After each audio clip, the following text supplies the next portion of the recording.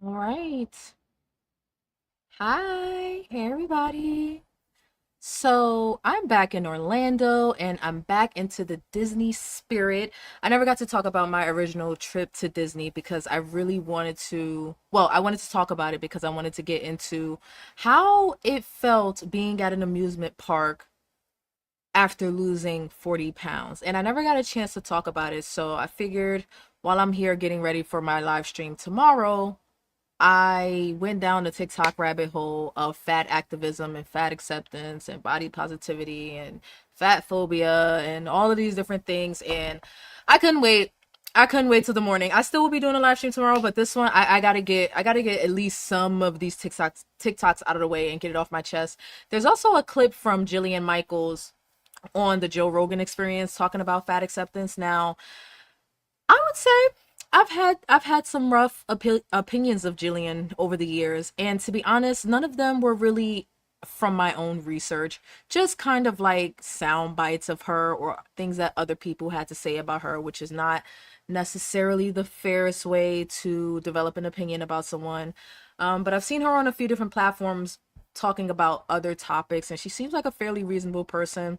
But when it comes to the whole health space, the jury is still out on that, so I figured we could review a clip of hers from the Joe Rogan Experience if I can figure out a way to do that without getting a copyright strike. So we're gonna fumble our way through this a little bit. Hopefully it works out. If I have a bit of technical difficulties, just bear with me. And if it doesn't work out, I'll just end the live stream and come back tomorrow, and hopefully I'll know what I'm doing by then. But let's just get into some of these TikToks. Oh, I took my first Zepbound injection today, and I have some tea on that, but we're not going to be talking about that tonight. I'm going to get into that in tomorrow's live stream, okay? So make sure you set your notifications for that live stream. All right, so first time doing this, we're going to see if I can get some of these videos onto the stream without ruining everything. And hopefully people can hear me. All right. Forbidden Journey ride. My wife and I and daughter. See, I pressed the space bar. Didn't know that was going to end it. Hold on, give me a second. Universal Studios for over a year. Okay, so I didn't watch all of these, so I can't necessarily give full context. I just was scrolling and seeing what people were saying in like the beginning of their video and picking out the ones that I felt like would be interesting enough for me to comment on. So essentially with this guy, I didn't watch the whole video, but he had an experience where he was separated from his kids while trying to get onto a ride. So we're gonna, and clearly that was offensive to him. I don't have children. I don't know what that would feel like, but we're going to see what his argument is about having a fat phobic experience at an amusement park. We have season passes, and so we've been on this ride many times. And so we're about to go on. We're with a couple friends, my friend's daughter and her mom, and there's 5 of us. And we're told, as we're about at the Sorting Hat, we're about to get on the ride, to step aside. And they ask us, have you been on the ride before? And we're like, yeah, we have. So my wife and I and my daughter had. And they wanted to has us sit in the test chair. And I'm like, oh, we know it can, we know we're fine. Can we please go? And Oh, you know what? I could have just read the caption. He didn't say fat phobic. He said fat shamed, which I want to give credit to that not being necessarily the exact same thing, okay? Maybe, I mean, maybe they're used interchangeably, but all right. So he said fat shamed. because it didn't dawn on me what was happening. I thought they just wanted to show my daughter and her friend, because they thought they were new or something to the ride, how it worked. And I'm like, no, we're fine. We know how it works. Can we please go? Because I was tired and I wanted to go home. And people were getting ahead of us. So the lady just waved us on, and I'm like, okay, great. So we get to the front of the line, and my daughter and her friend's mom are in front of me. My wife is next to me. And they get on their car, and as we step forward to try to join my daughter, at least my wife did, they stopped us and let someone else sit next to my kid. And then we're confused. They then sit us down in a car by ourselves, not with other people, which was weird. I start pulling down the lap bar, and they're talking to me, and I'm still confused why my kid's in a different car from my wife or I, and I'm confused about what's happening. And I can't hear the lady because it's loud, who's talking to me. So I pull it down, and I think I'm doing fine. Then she's like, you need to push it down and pull it up. And I'm like, oh, okay, I have to reset it. Something went wrong. I don't know. And I do that, and it releases, and they get us off the ride and pull us to the This is a long explanation, so I hope there's like, like, come on. side. And then they do their best not to say why they're pulling us off. At first, they said, I just want to say, anybody that's been on a roller coaster before or a ride in an amusement park that has a either like the restraint that comes over the shoulders and clicks down, or the one that comes forward and clicks down, right? And if I'm not mistaken, do they have the adults and the kids ride together? I don't know. Because I was going to say I don't think they do because of the size difference. But let me not put my foot in my mouth. I don't know. Let me just let him finish. said, why are you pulling us off? I don't understand what's happening. I'm confused. They said, because we have to have 3 kids on the ride to be safe. 3 kids. I was like, that's weird. And then a second later, a different employee said 3 clicks, which I thought was interesting because I guess they were trying desperately not to say that they thought we were too fat for the ride. Now, I have gained weight over the years, sure, but I've ridden. What? Okay, first one. Nobody. I don't want to sound like judgy or accusatory. Okay, I don't think it's that someone is trying not to tell you that you're fat, because nobody, I mean, for the most part, in a professional environment, nobody's going to tell you that you are fat. Okay, but if you're getting on a roller coaster and you need, so 3 clicks or 3 kids, either one could have made sense. Let him finish, because I'm going to explain what I think actually is happening there with that. This ride nonstop for the last year. My weight fluctuates a little bit, but not that much. And I had no trouble on the Mario Kart ride that same morning, which is the one that's supposed to have this brake restriction. So I had no issues with that one, but this one, suddenly I need to be pulled over, even though I've been on the ride many, many, many times. But that's not the issue. The issue is they separated me from my kid. You don't separate me from my kid. It's one thing to call me fat and make me feel bad. It's another thing to separate me from my kid. By the way, it's the Harry Potter ride, by the way. I'm transgender. I'm non-binary. And although I'm looking a little scruffy today, there's some pretty big tells that I'm not a normal cisgender dude. And yet, so I don't feel safe anyway going on these Harry Potter rides because of J.K. Rowling and all that. I'm already feel a little uncomfortable, but I do it anyway because my kid likes it. So like, oh my goodness, this is crazy. Like, why did Universal Studios get so strange with their rides? It's ridiculous. And I've been on the ride a lot. I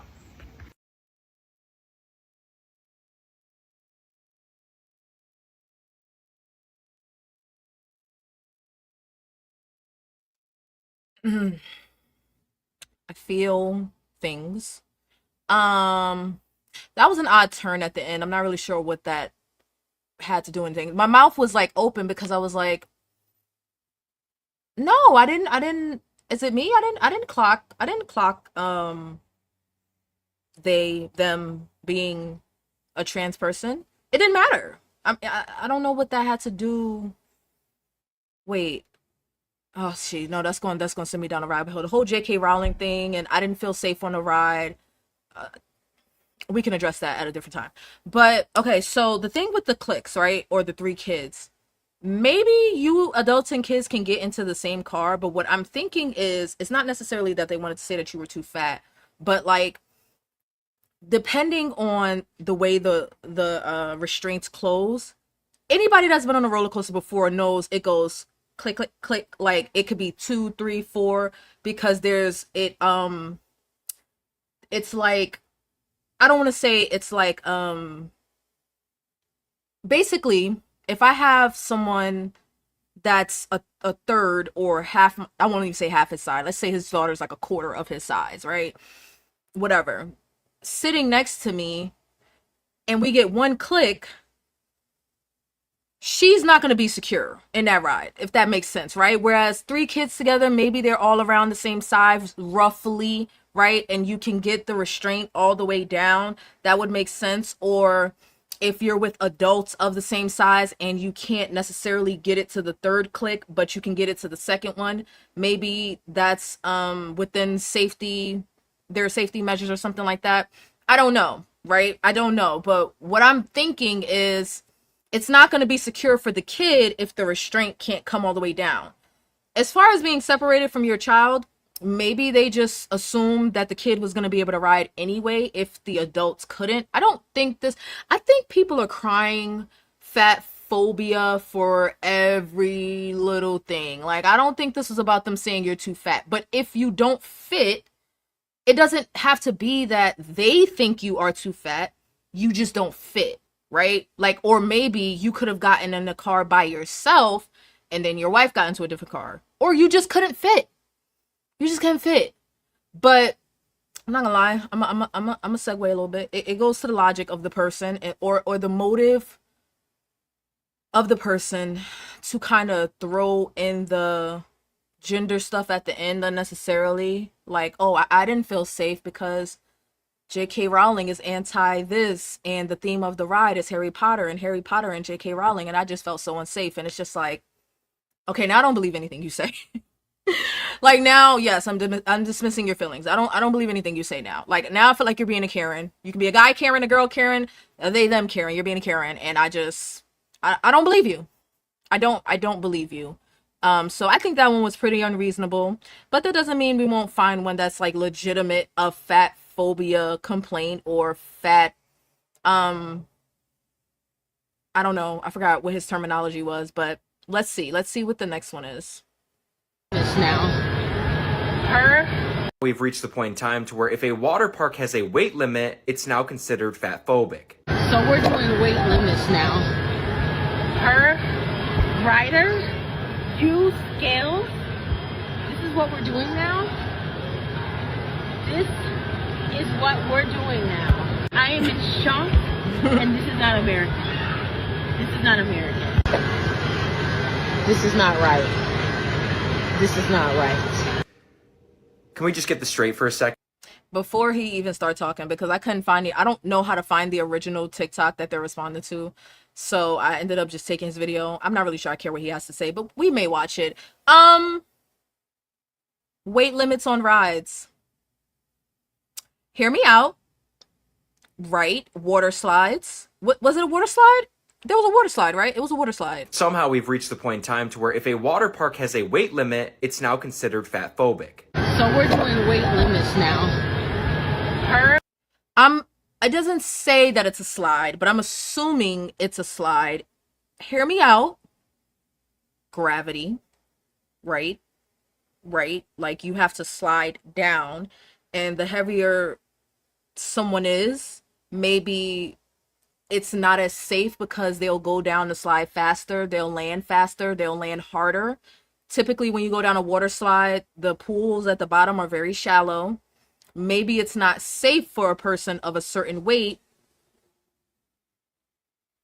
to go down a slide extremely fast into a shallow pool. Maybe that's a safety precaution. Now, making people step on a scale, not making, but saying people have to step on a scale, I'm not going to say that that's fat phobic. I just feel like, could it be a little embarrassing? Yeah, but you could choose not to ride that ride or go to that park. I've never seen this. I've never seen a weight limit on a slide, I don't think. But I don't think it's unreasonable to have a limit on a ride. You know what I mean? Especially a slide. You know, like, it's not that I'm like, I feel like people should be excluded, but if you are being excluded, why aren't people thinking like maybe this is a safety thing? Why are people automatically thinking, oh, you just don't like the way that I look, or you just don't like me because I'm fat? You just hate that I'm fat. What in the world? My phone is going crazy. Oh, maybe it's my sound check confirmation. Can you hear the video? Yes, let me know if you can hear the videos that I'm actually playing. So I don't know, but let's see what his take is. I mean, I don't know if I care, but let's just see. She saw a 300-pound weight limit at a water park and called it un-American. This is where we are right now. People so deep into their delusion that they see objective reality as discrimination. And I know a lot of you guys probably think this is fatphobic, but it's not. This is basic engineering. Structures have weight limits. Elevators, bridges, water parks. This is just reality. And instead of accepting that, people like this want the world to bend to their feelings. This is what happens when you live in denial. And every inconvenience now becomes oppression. And personal responsibility is now offensive. If you think the world should change rather than you, you've already lost. So drop the victim mindset and stop expecting reality to adjust for you. Either take control of your life or stay mad at gravity forever. Your choice.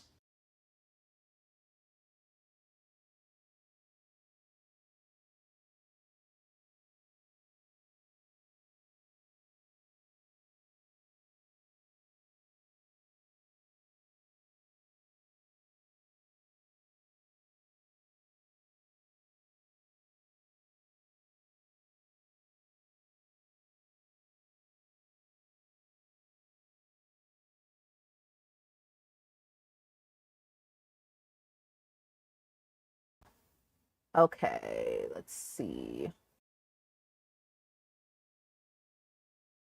Are you working? Yes? Okay. My mic's back. All right, cool.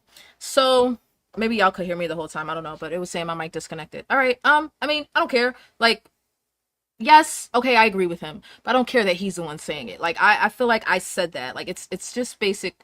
I didn't say engineering, but gravity, like physics.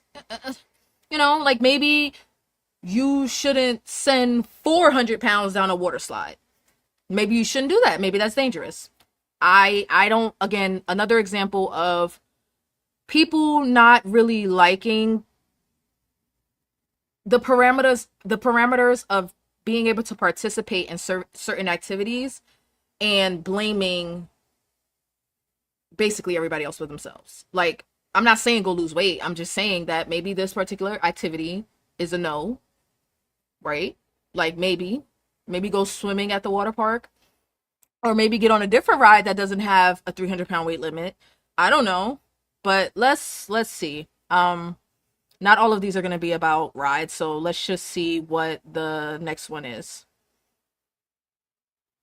At any size.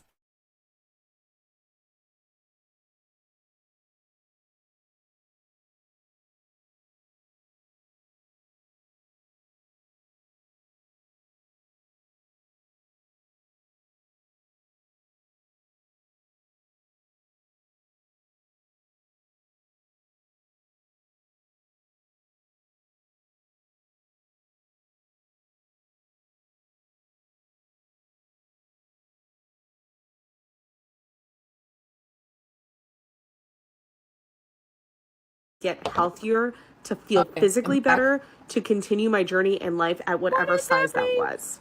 And that is why I talk about my journey with weight loss medication as well. And that's also why I've talked about my side effects from medications that have helped me get through that journey.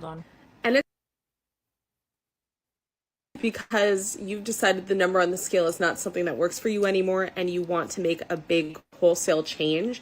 Just know that there's consequences to it. Give me a second. This is likely a lifelong thing you're going to have to be on. And if you have side effects like I've had, you have to deal with them. But I'm going to say it again and I'm going to shout it from the rooftop. Is worth just as much. Okay. Can you still hear me? Send me a text, babe. Because now for some reason I can't hear my videos anymore. It glitches. Okay, I just switched my Wi-Fi. I was on my hotspot for some reason. I just switched to the Wi-Fi of the house. So let me know if you can hear it now. And I have to figure out why the video that I'm trying to play. One of the things I'm there we go. Okay, that one works. Is being in a smaller body, and I mean. Okay, hold on. This girl right here. Okay, cool. Reminder that this is a reminder that fat is not a 4-letter word. You can be healthy at pretty much any size. You can be beautiful. No. And we're gonna talk about that with the Jillian Michaels clip, because that's what it was about the idea that you can be healthy at any size. I used to be that person that believed that. I don't believe that anymore, and I'm gonna get into why. Beautiful at any size. You can love yourself and others can love you at any size. The reason that I started a weight loss journey was because I was no longer healthy at the size I was. So what are we talking about? You can be healthy at any size, but the reason I started a weight loss journey is because I was no longer healthy at the size that I was. Is that not a contradiction? So there is a certain size when you can start to be and feel unhealthy. What are we talking about? I was having significant joint pain that was not resolving itself, and Absolutely. I had labs that showed I was pre-diabetic and heading towards diabetes. But I've never actually I'm not gonna lie, I had the same thing before I started tirzepatide. I was 240 pounds and everything hurt. I was miserable and I was pre-diabetic. I get it. I totally understand that. I had a number on the scale that I was trying to get to. I was just trying to get healthier, to feel physically better, to continue my journey in life at whatever size that was. And that is why I talk about my journey with weight loss medication as well. And that is also why I've talked about my side effects from medications that have helped me get through that journey. And it's okay if it is, because you've decided the number on the scale is not something that works for you anymore and you want to make a big wholesale change. Wait a minute. She's explaining that she wanted to lose weight to be healthy and not because she wanted to see a smaller number. Okay. Why can't it be both? You know, we're a little vain here on this channel. It's fine. Like, we can be a little vain. Why can't it be like what okay, maybe there's more to this, and maybe she's some sort of like fat acceptance influencer. I just don't know the backstory, but it definitely sounds like she has to explain herself as to why she didn't want to be overweight anymore. Even if you want to say fat, why she didn't want to be overweight, obese anymore. And it's like she's trying to explain, like, oh no, it's not because I wanted to look better or be thin or thin. It's not that I had a problem with being fat. I wasn't healthy. Why can't it be all of the above? Like, why do you have to explain yourself? I don't get it. Just know that there's consequences to it. This is likely a lifelong thing you're going to have to be on. And if you have side effects like I've had, you have to deal with them. But I'm going to say it again, and I'm going to shout it from the rooftops. This girl right here is worth just as much as this girl right here. Oh! Both versions of me I love. I think both I have another versions of me are the best versions of me in that moment, and both are worth Wait a minute, I'm sorry, I'm talking love. what? Both versions of me are the best versions of me in that moment, and both are worth love, both are amazing, and both have done great things. And I'm equally proud of both versions of me. Have you been able to find love in yourself at any size? Let me know in the comments so I can help support you, and follow for more. This is a I thought maybe I had another video of her, but I think it's just another woman with rainbow hair. The best version of you both times? Let me choose my words carefully. Not that you can't be the best version of yourself and be overweight. I just feel that if you're admitting that you were basically sick or on the verge of being sick because of your weight, and the way to resolve that was to lose weight, were you at your best self? Like, what is the justification for, like, you have to explain and downplay one, losing weight, why you lose weight, the method you're using, right? That's the medication. She didn't say GLP-1, but I'm assuming she's talking about a GLP-1, but I could be wrong. It could be a number of different medications that she's using. So she has to explain and downplay all of that and just say, and then say, I was my best self when I was overweight and sick. You don't have to hate yourself when you're overweight, but you don't have to love that you're sick and miserable and that you want to feel better and look better and make life a bit easier for yourself. You know what I mean? Like, you don't have to feel like you have to be proud of being so overweight that you're sick. You're so overweight that you're in pain. But if you're not proud of that, then you hate yourself. And people that are not proud of that for you just hate you because you're fat. No, I'm not. No, this is another one. Nope. I'm still waiting for somebody to give a legitimate example of fatphobia. But let's see. Is that as it stands in health, One of the most common questions I get is how can you say there's no relationship between weight and health? And first of all, virtually nobody is saying that. What I and many other fat activists are saying, and in fact we're begging people to understand this, is that as it stands in the current research, the relationship between weight and health is correlational, not causal. So okay, I just wanted to let her finish that thought. I guess it depends. On what we're considering health. Like, people use health as this umbrella term, and it's just like, what is healthy is going to vary from person to person. Like, if you're 200 pounds of muscle, that could be very healthy for you. If you're a guy that's like, what, 6 foot, I guess, like, yeah, being 200 pounds of muscle is like, oh, okay, that's pretty healthy. Or I don't know, like, if you don't have a eating disorder, that can be pretty healthy. So what are we considering health? And to say that there's a correlation, not a causation, between weight and health is a bit misleading, because what are you talking about when you say health? Are you saying mental health? Are you saying physical health? And even when you say physical health, what are you talking about? Being a diabetic? Being obese? Because if we're talking about obesity, absolutely there is a causation between, you know what, let me take it back, because I'm no scientist or doctor, but it's my belief, and I can also always do the research on this, it's my belief that there is a causation between your weight and being obese. Like, you are obese because of your weight. Even, like, I can't really even think of a way to go around it or get around it. You are obese because of your weight. There is a correlation, maybe even a causation, between weight and diabetes. Just because you're overweight don't mean you're diabetic, but you're more likely to be. Like, more so diabetics, type 2 diabetics, are going to be overweight. So I'm not a doctor. I'm just saying, based on the information that, like, I have in my understanding in my own research, what are we talking about when we say health? She could be talking about anything. So just because she's saying, oh, it's a correlation, not causation, I mean, there's a correlation between the sky being blue and the ocean being blue. Like, what are we talking about here?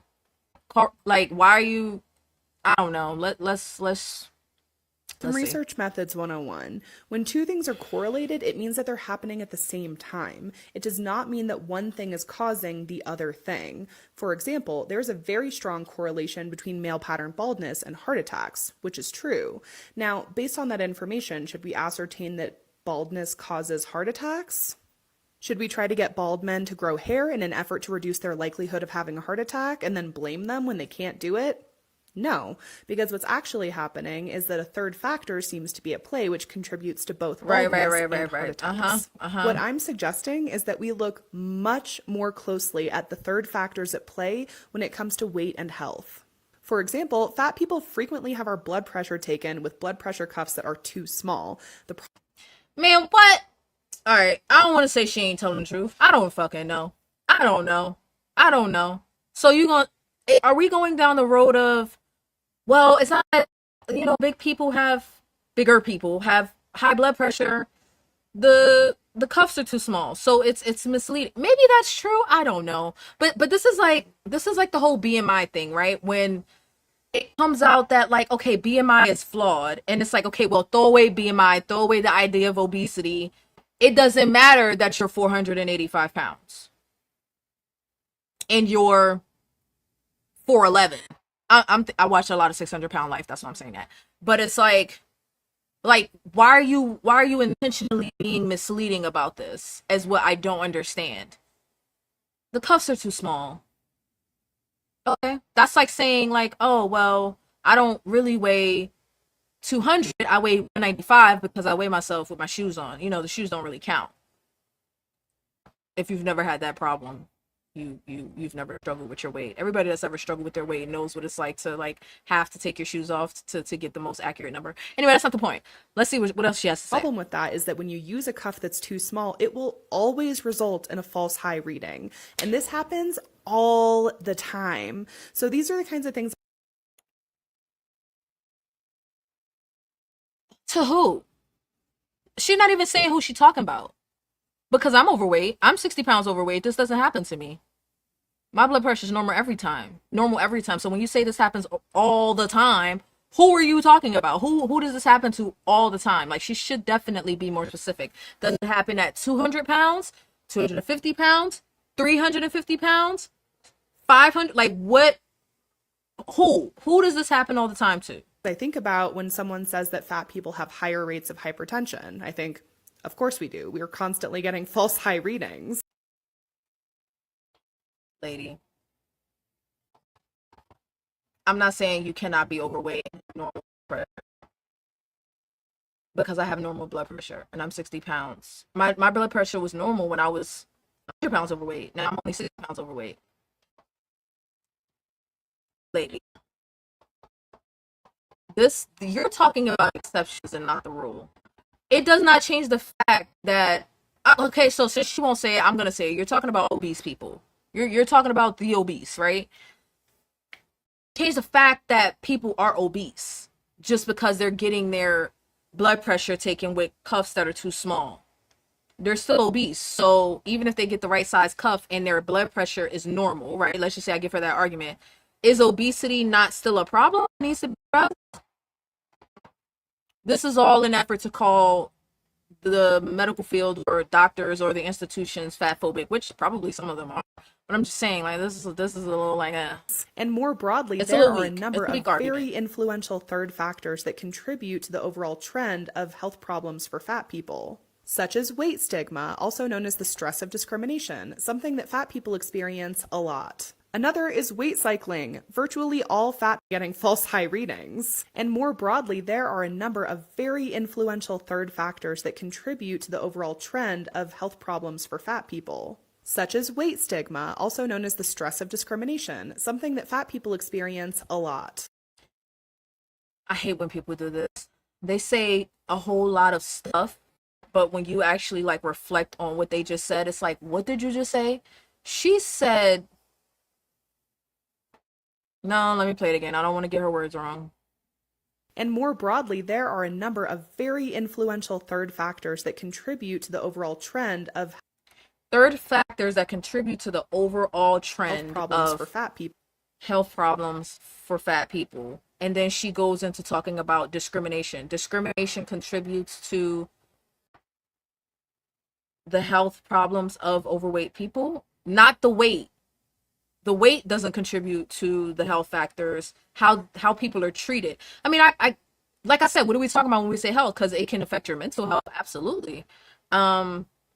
If you are miseducated, that can affect your health, right? Like certain portions of the country, when it comes to food or nutrition, education, and things like that. Okay, but that's not what she's talking about. I think she just said she was trying to say something but said a bunch of nothing right there is my point. Such as weight stigma, also known as the stress. Weight stigma, that contributes to the overall trend of health issues. Of discrimination, something that fat people experience a lot. Another is weight cycling. Virtually all fat people have tried to lose weight at some point in our lives, but pursuing weight loss is a virtual guarantee that someone will experience weight cycling, which is extremely hard on the body. And finally, we have inaccessible. Isn't the whole point of this to say that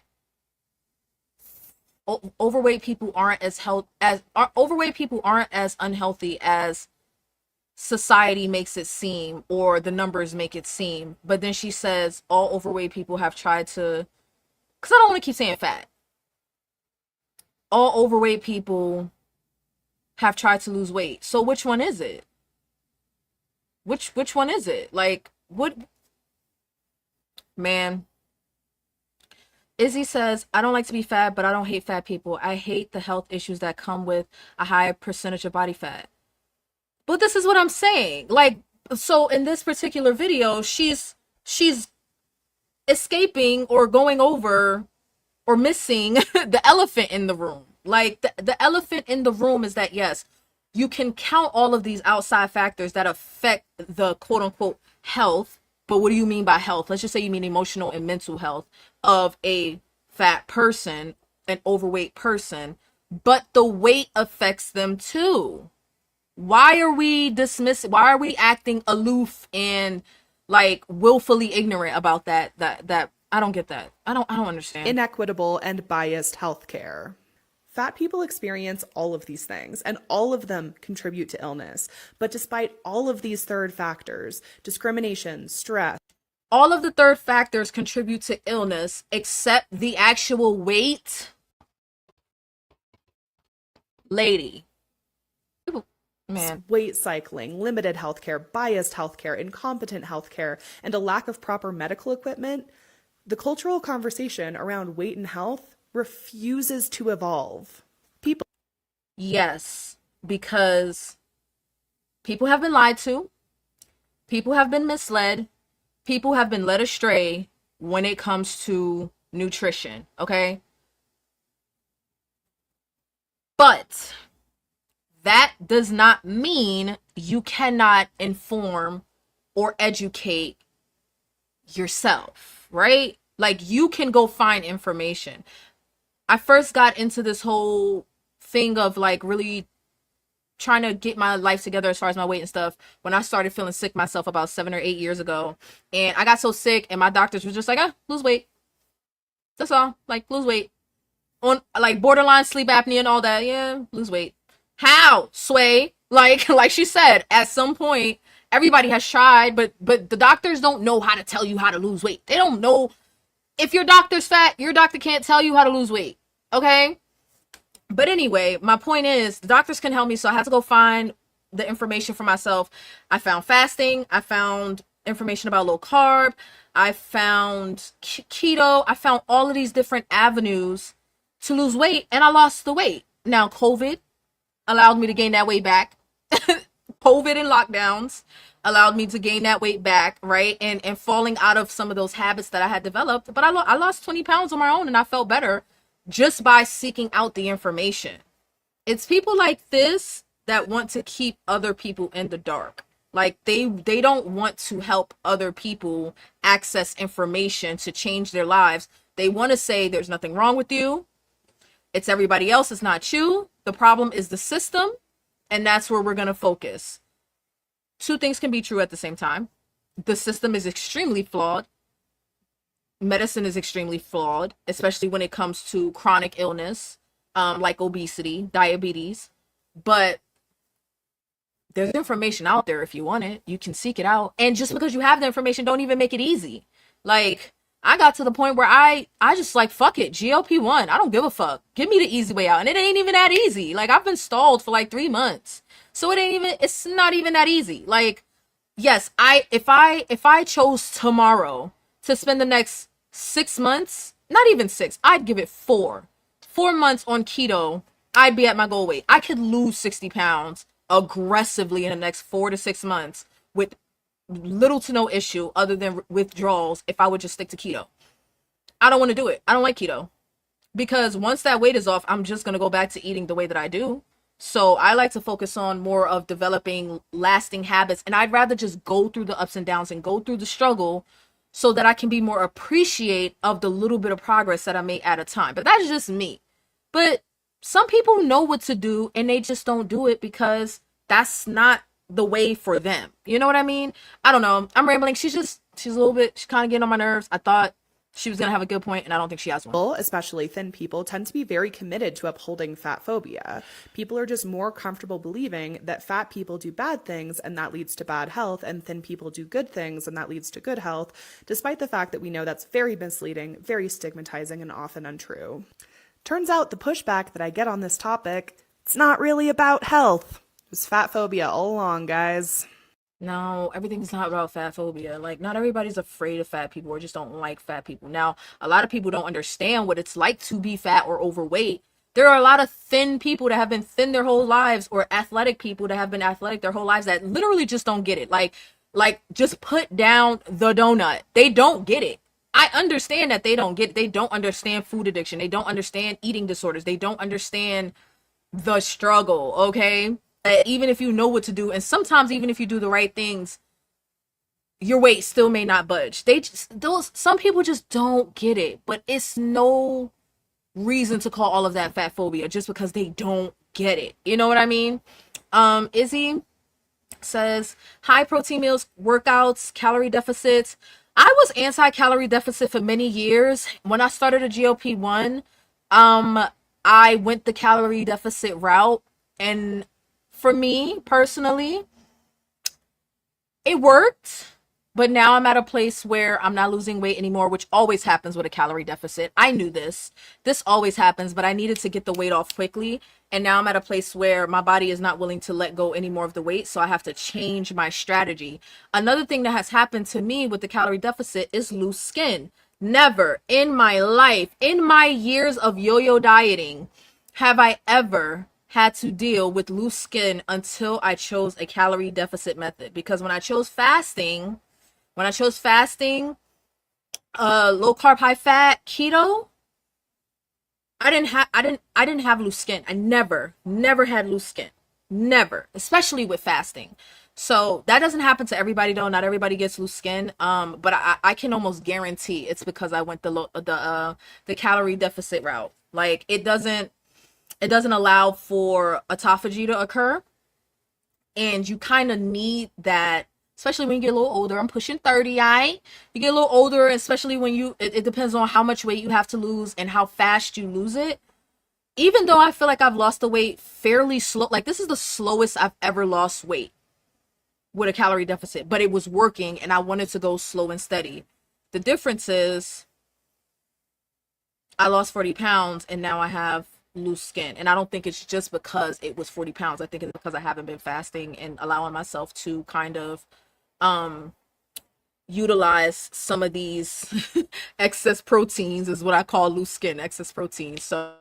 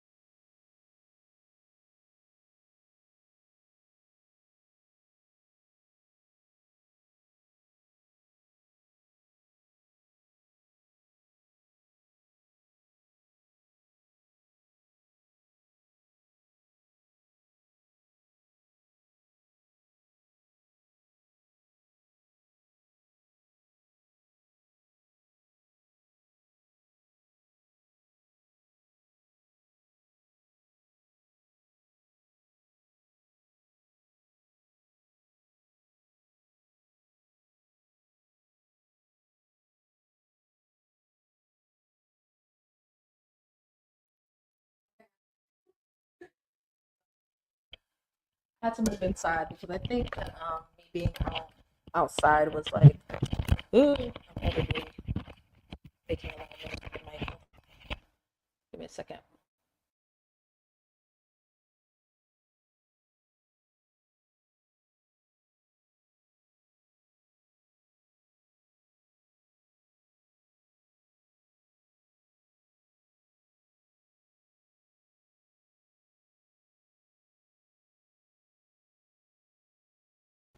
Okay. I had to move inside because my internet was like messing up. Am I back? Maybe I should go get my phone so that I can figure out if everything's back. Hold on, give me just a second. Name, edit audio.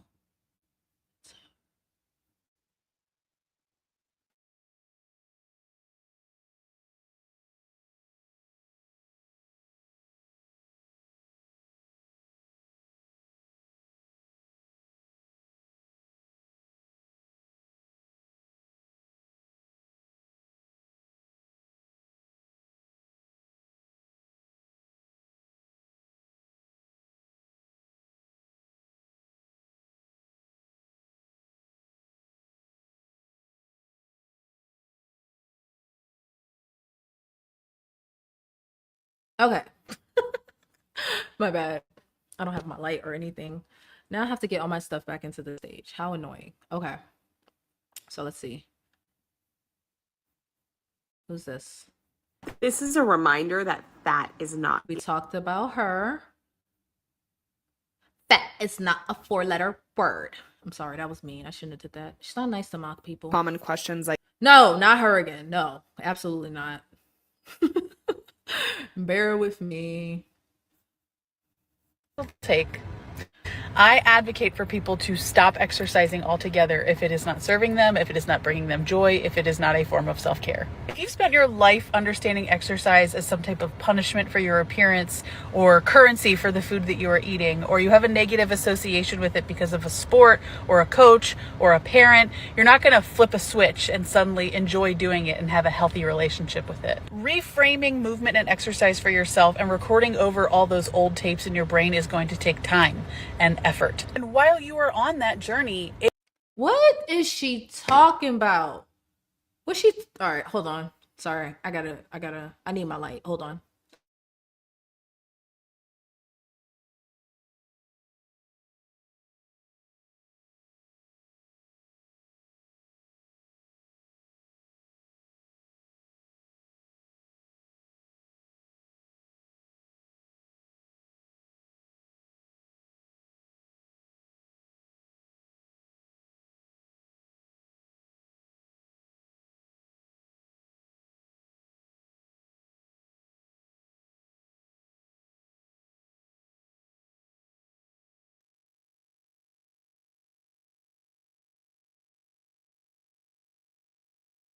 Okay.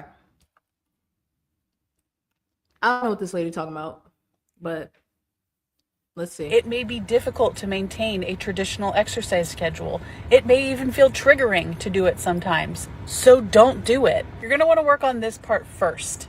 And then you can start integrating exercise at a later point where it feels safer and more comfortable to do so. And for those who may not know, I have this free resource linked in my bio, Making Movement Joyful, to help you advocate for people I'm sorry. I don't know what she's talking about. I don't understand. Why doesn't she want people to work out? Stop exercising altogether if it is not serving them, if it is not bringing them joy, if it is not a form of self-care. You know what? This is going to sound extremely judgmental, but how is working out not a... Okay, of course you got to find what type of exercise works for you clearly, but how is working out not a form of self-care? Like, how does that make... I mean, maybe there are some people that feel like it's not, but if it's not serving you, how does exercise not serve you? It doesn't serve you if you don't enjoy it. I get that. But why would you advocate for people not to move their bodies? If you've spent your life understanding exercise as some type of punishment for your appearance or currency for the food that you are eating, with it because of a sport or a coach, if you have like a negative history with exercise, I guess. Okay, but but I'm a big advocate of working out for mood. I think that especially when it comes to seasonal depression, or just if you experience symptoms of generalized depression, whatever, you're just in a bad mood, or you don't feel good, or whatever, you feel sad, feel down. I have found that lifting weights in particular, but it could be whatever exercise that you want, I have found that moving my body is more beneficial than not, even if I don't want to do it. Okay, so if I'm feeling down in the dumps, I feel like shit, I just want to be left alone. Sometimes the solution to that is to just get up and move. So it doesn't have to be about looking better, but we're a little vain. We want to look better. Doesn't have to be, but some of us want to look better. But yeah, I feel like it's okay to... I feel like we should be advocating that people get up and move even when they don't want to. Like, unless it's physically causing you distress or pain. I feel like we should be advocating for people to move. I feel like her video is nothing burger, so I'm gonna... I would like to talk very quick about something that annoys me, and I'm going to call it thin-splaining. It's the idea that fat people, have no idea Thin-splaining. I talked about this in well, not this, but when I did my first review video about fat acceptance and fat talk, I talked about how these people can get on TikTok or on the interconnects on Lizzo's internet, and they can say thin this and skinny that and thin, and they can say that, but if you say fat, you're fat phobic. If you say obese, you're definitely fat phobic. Now I think there's this thing where you can't say, like, even saying big back, which is offensive, but you're definitely fat phobic. I don't get it. Why can we skinny, thin, but nobody can say, well, when fat people, I mean, okay, so I feel like making a stupid argument, but I don't know. She thin-splaining, like she's making a good point, and it's just like, but you're not, though. Whatever your point is, I really don't care, because you sound how to be thin, and that's why we're fat. So people, or like, we just don't understand health, and that's why we are the way that we are. So they want to add their tips, saying that it's not appropriate to talk to your loved ones about their body or their weight gain or loss. And some people are like, what if I want to talk to my partner about it because health risks run in their family? It's their family. Who told you about the health risks? Do you think they don't know? Why do you need to talk to them about it? I made a video where I said you can decline getting your weight taken at the doctor's office, and so many people jumped in to say, unless you have anesthesia, unless...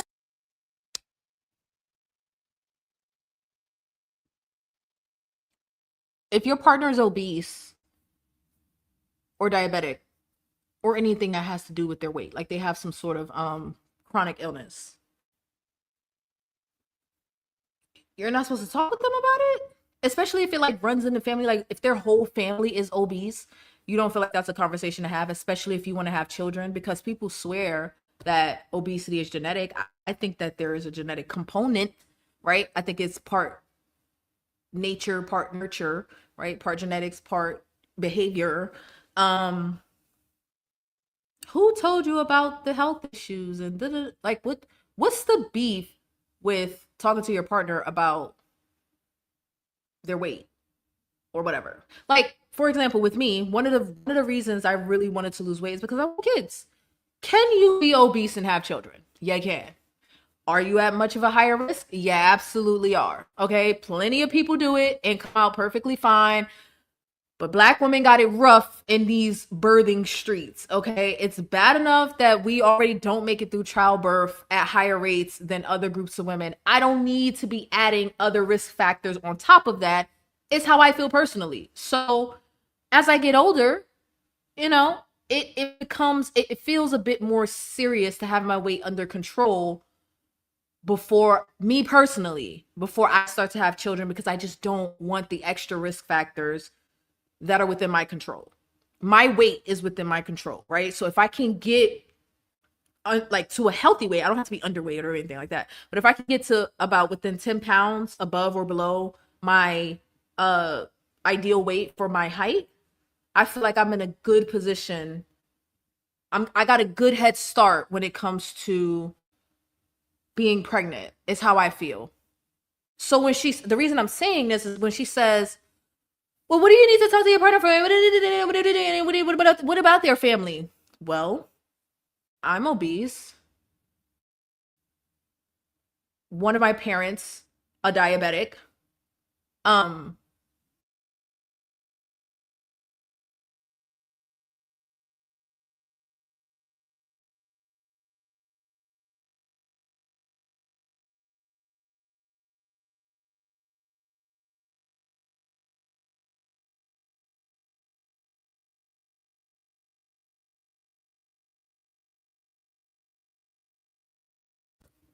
Okay.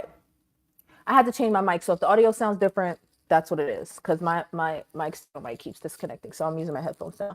But it's just like why is it such a bad idea to talk about like what your health status is? Obesity is a risk factor when it comes to pregnancy, or maybe like, I don't want to say longevity. That sounds bad, like you're gonna die early. That's not what I'm trying to say. But like, you should care if like your partner has high blood pressure or sleep apnea or diabetes. Like, you should care. You should care about that. If any of that can be helped or resolved or improved by weight loss, I'm just saying that that's not an unreasonable conversation to have. I don't know what her, I don't know what her problem is. You're getting a prescription for medication, unless it's this, unless it's that. And I'm like, fat people know when it's medically necessary. Stop. I made a video saying that there are no diseases exclusive to fat people, which there are absolutely not. And people want to say, it can actually be a risk factor for other diseases. Like we don't already know. People have literally been... He is upset. There are no diseases that are exclusive to fat people.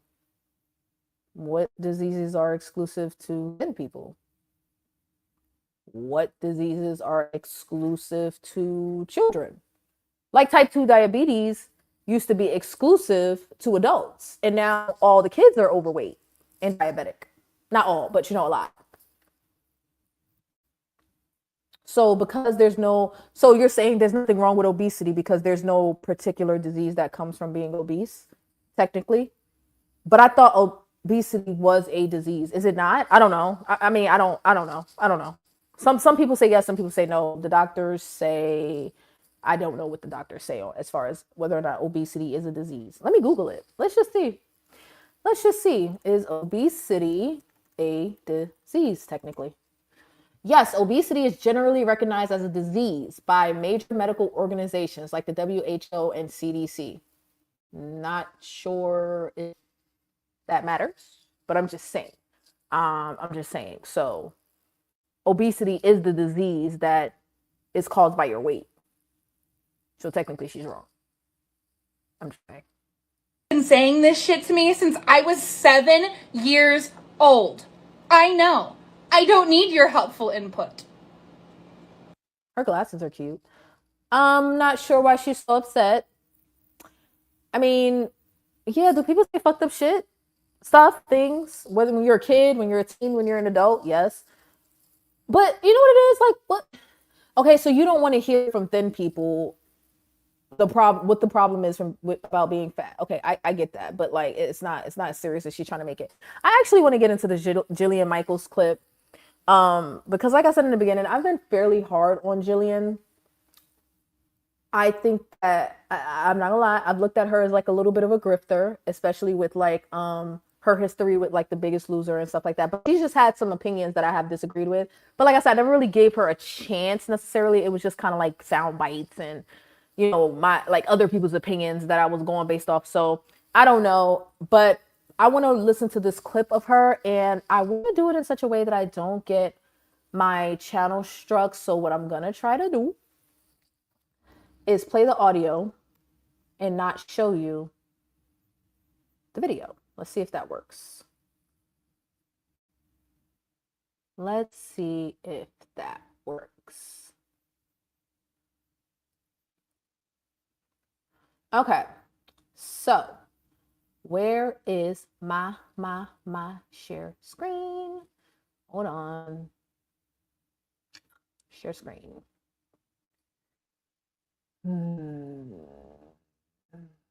I want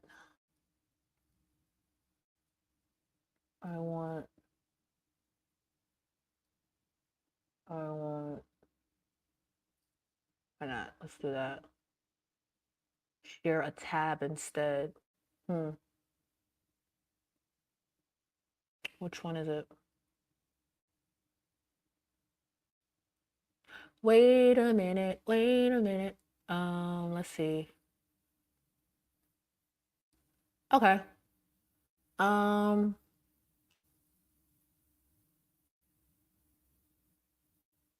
I want to play this, but I feel like I'm gonna get struck. Hold on. Let me see. Hold on. Let me try something different. Let me see. Sorry, guys. I don't know what I'm doing.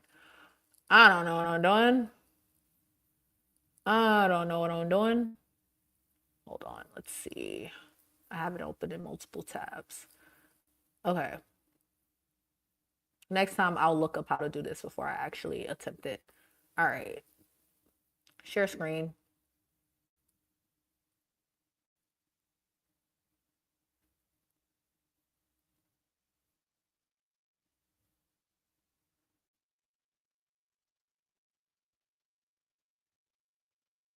No. No, no, no, no. I don't want to do it this way. I just want the audio. I just want the audio. I don't think it's gonna let me do it. I don't think it's gonna let me do it. I know there's a way to do this on StreamYard, but I don't know. I don't know. Hold on, give me a second. I'm relentless. I'm gonna figure this out. And then maybe I'll just cut this portion out of the video. To share audio, share a tab instead. Yeah, but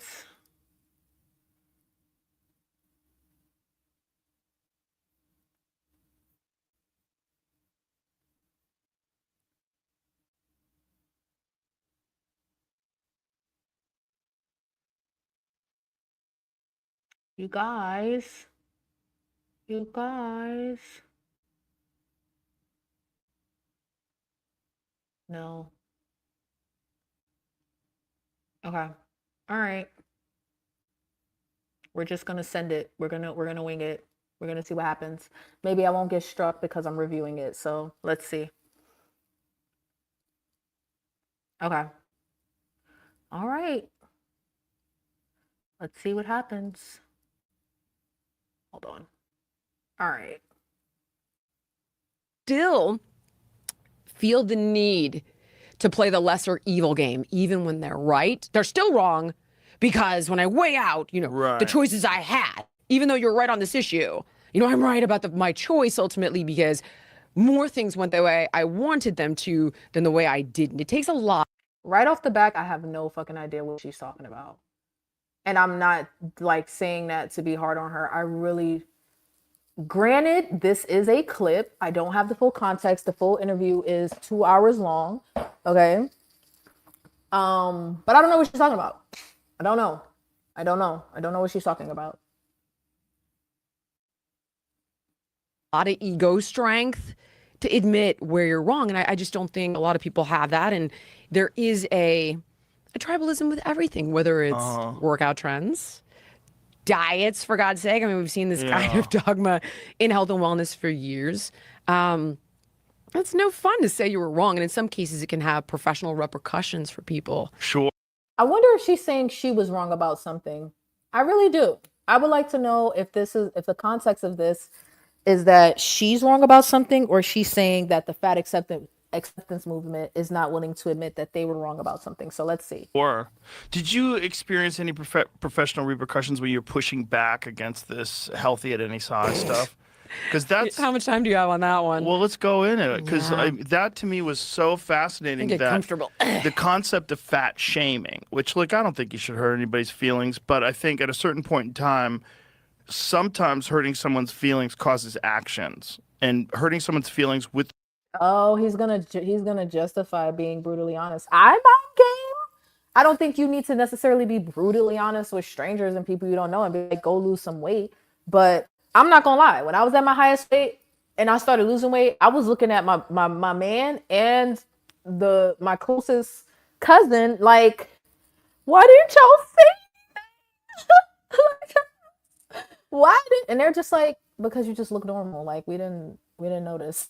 we didn't really notice like that. We see it now that you're losing weight. But I was like, why didn't you say anything? Now, would it have hurt my feelings? It would have. It definitely would have made me act faster though.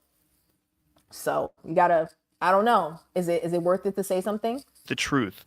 And you can give the truth to someone lovingly. You could say, look, I care about you. This is why I want to tell you you're a fat fuck. Oh. You really are. That's what I'm saying. It's mean, but just because it's mean, does that mean say nothing and just let a person eat themselves to death? I don't know.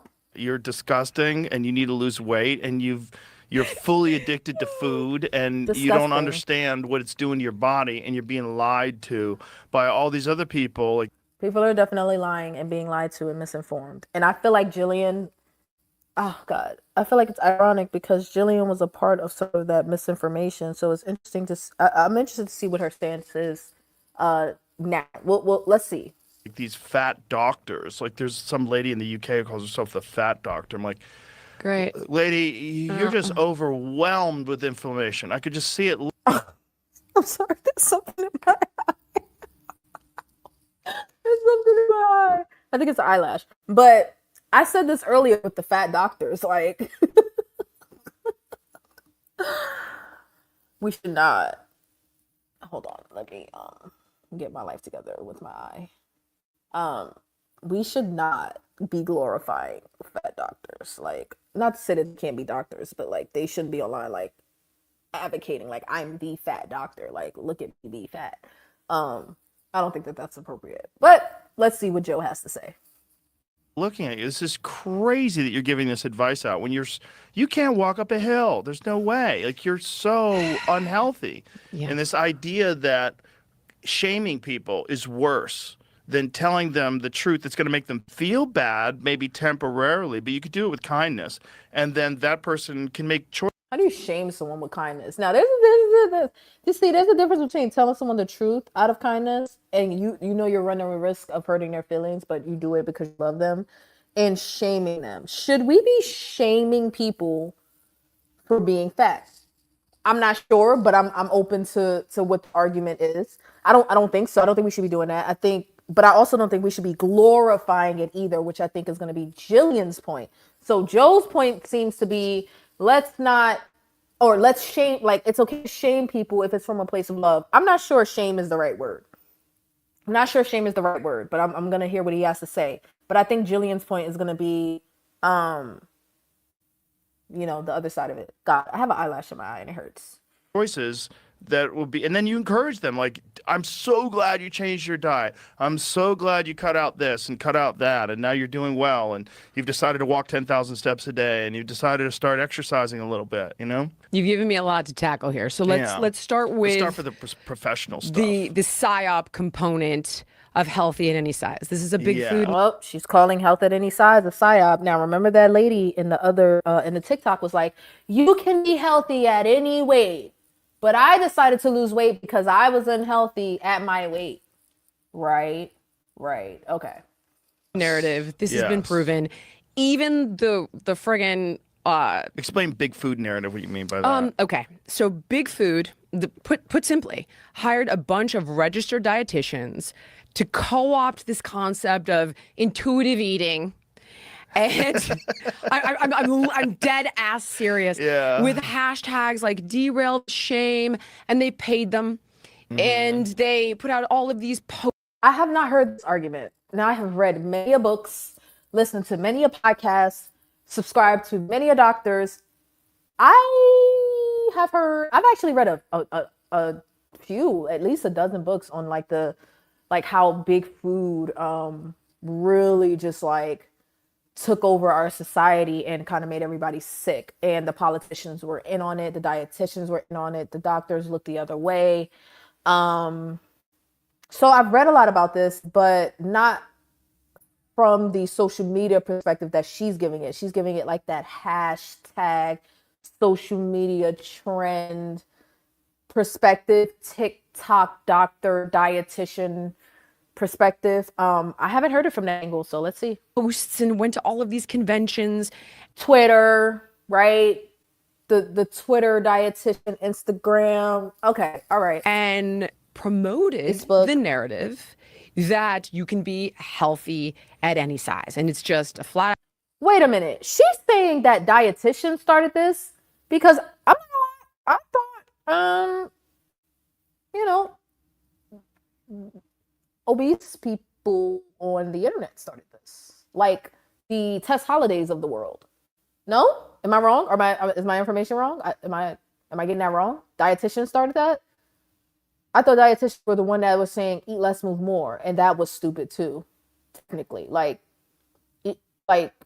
Jillian, from my understanding, is an eat less, move more person. Like Joe was kind of just giving like, yo, just eat less and walk 10,000 steps. Like, okay, like we can get into like why that's outdated information, but technically true. But it's like you're leaving out some important context here. So I'm a little confused why she's saying that dietitians started to say that that you could be healthy at any size. I don't understand that, but let's see. Out lie. It is a flat earther conversation. It is pseudoscience. at its best. There's no truth behind that. There is a robust amount of data that show us being obese is associated with like 170 comorbidities. This is a non-factor. It's been debunked. We know this for a fact. So when that happens, what I concur that it is true, right? This is the thing about the whole fat activist thing where it's like, being fat doesn't mean this. And why do you think being fat means that? And we're not saying being fat is like, it's so disingenuous when it's like, okay, can we just get to the basic level of like, can we just agree that being 100 pounds overweight is unhealthy? Right? Like, can we just agree, especially if it's visceral fat? That's most of the fat, like that belly midsection fat, right? Like, can we just get to the bottom or the basic of like the basic level understanding? Like, okay, like fine. If you're 250 pounds overweight, okay, like all right, maybe we don't need to argue that that's healthy. Like maybe you don't have any diseases yet, but it will catch up to you later in life. It's gonna catch up to you eventually. Why do we have to argue that you can be healthy at any size or weight, right? Like if you're 6'1" and you're 98 pounds, the same applies. It doesn't have anything to do with how you look. And I think that's where people like Joe Rogan make the mistake where they make it about how somebody looks. Like it doesn't matter. And maybe I need to play that TikTok as well, but doesn't matter. Can the way someone look offend you or kind of give you pause? Yeah, but like, they can shrug that off and say, so what? It may be offensive or hurt their feelings or something like that. But okay, whatever. You're entitled to your opinion. But when it comes to why someone should lose weight, unless you watch this channel, it don't gotta be about looks. On this channel, it's about looks. It's about how you feel. It's about certain things in your life being better. Because we're gonna talk about things that get better when you lose 40 pounds, like sex getting better. But y'all not ready. Y'all not ready for that conversation, okay? Children, leave the room because this is not a channel of children. All right. Put your headphones in, people. Well, not yet because we're not going to talk about it. But I'm just saying things get better sometimes. Certain things, certain categories of things get better when you lose a significant amount of weight. Like certain areas of your life improve. Okay.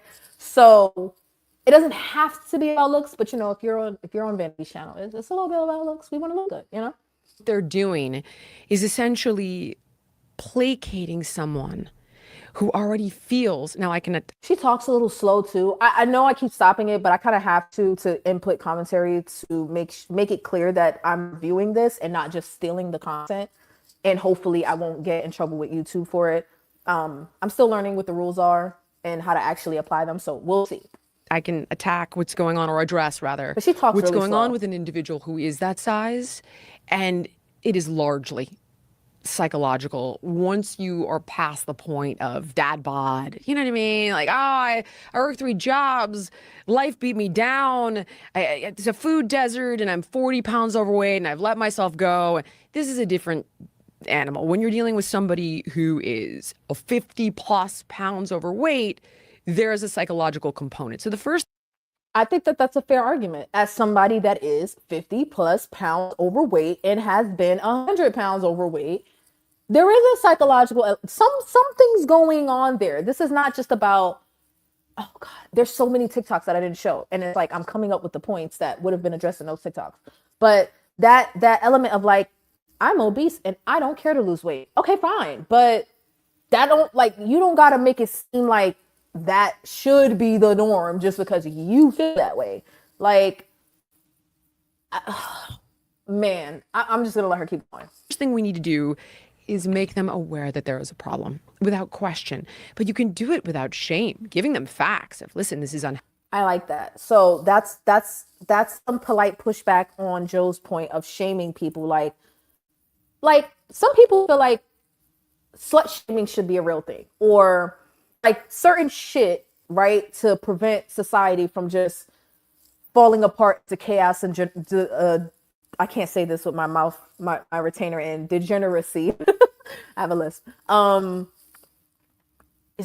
things in society should be shamed. And I think Joe's point is I almost used his word of like gross. I was going to say grossly obese, but I don't even want to say that. Being obese or morbidly obese should be shameful, and therefore you should be able to lovingly shame people. I get his point. I'm just not, I don't fully agree with that approach. And this is some slight pushback, like, hey, we can let people know there's a problem without shaming them, right? Because there is an element of, aha, this is not normal. This is not okay. Like, this is, I'm not a terrible person, but something else is going on here.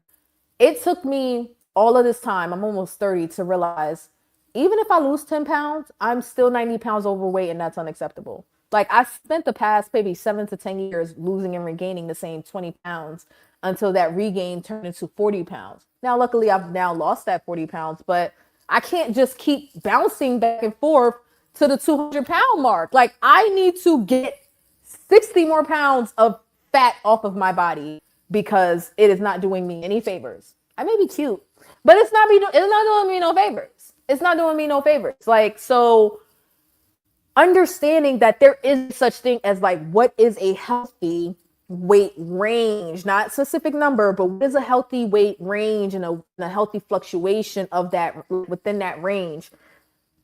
60 pounds overweight, 100 pounds overweight, 150 to 200 pounds overweight. Because if you're 300 pounds, unless you're a really tall person, the likelihood is that you're at least 100 to 150 pounds overweight. Like, give or take, depending on your height, right?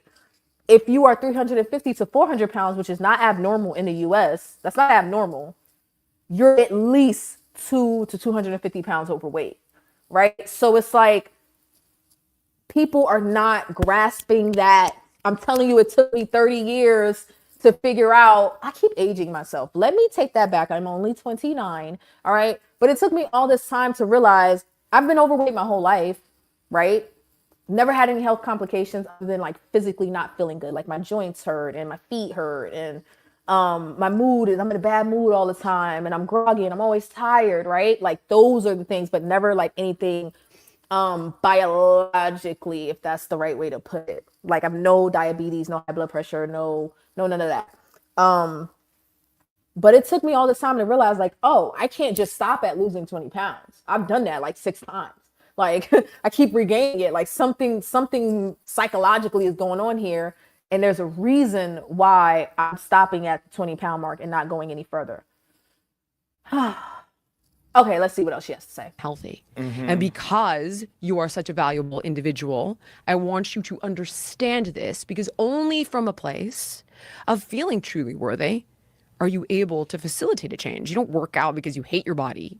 Absolutely. And I stopped it before she said her point, but this is what I was trying to say about the lady that was like, I'm just ready to advocate for nobody to work out. I don't know why I gave her that accent, but that's how it sounded in my head. Like, what the point that Jillian is getting into here is exactly right. You don't work out because you hate yourself. Working out is a form of self-love and self-care. It just is. Like, I'm going to let her finish her point, but I just wanted to express, that's the point that I was trying to make when we watched that TikTok. You work out because you love it. So it doesn't need to be a shaming. There's no shame there, to be honest, Joe. I know that people claim there is, because you pointed out this vulnerability or this flaw in the person, but we all have flaws and vulnerabilities. People who are overweight simply wear them. So it's easier to judge, right? Yeah. So by educating them first, and then without question, I like to give people, or when I was able to do the work hands-on, that rock bottom moment, because they are overweight because it is providing them with something extraordinarily significant. And I can give you examples should you need them, but I promise you that at one time or another, people turn to addictions, in this case, food. Okay, so she's acknowledging that food addiction is real, which most people won't. Okay, even people that are addicted to food won't acknowledge that food addiction is real. Okay, got it.